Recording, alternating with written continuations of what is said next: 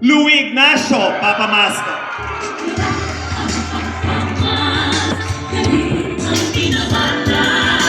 Ganyan ang pagsama sa taas, sa landas. Iba ang pagsama na malakas.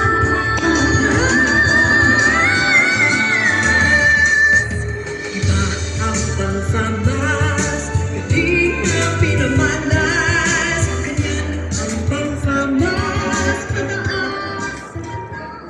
Maraming salamat po sa FAMAS, sa bumubuo ng FAMAS. Nakasulat na po kasi 1 minute lang daw kung sakaling manalo.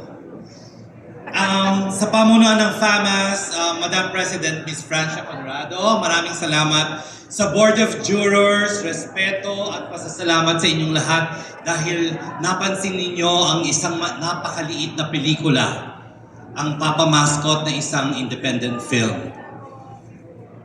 Ken Chan, ang aking maraming salamat sa collaboration. Kundi dahil sa'yo ay hindi matutuloy ang Papa Mascot. Ikaw ang aking Papa Mascot. Nominado ka ngayong gabi sa Best Actor. Manalo at matalo, ikaw ang aking Best Actor. Ken Chan.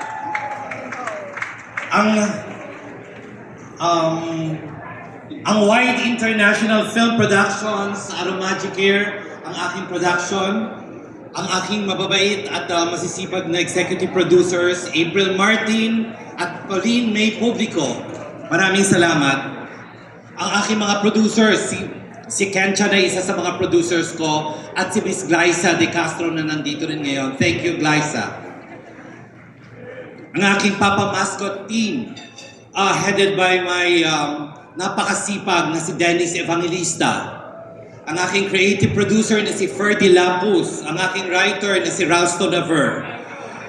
Ang aking mga award-winning actors na talagang sumuporta sa akin kahit na mababa ang budget, maliliit ang talent fees, matuloy lang ang isang napakagandang pelikula. Lisa Dino, maraming salamat. Gabby Eigenman, Erin Rose Espirito, Sue Prado, Tab Sumulong. At higit sa lahat, sa aking dakilang ina, Fela Dameo Ignacio, para sa iyo ito, Mama. Mahal na mahal kita. Salamat sa inspirasyon. Thank you, Lord and Mama Mary.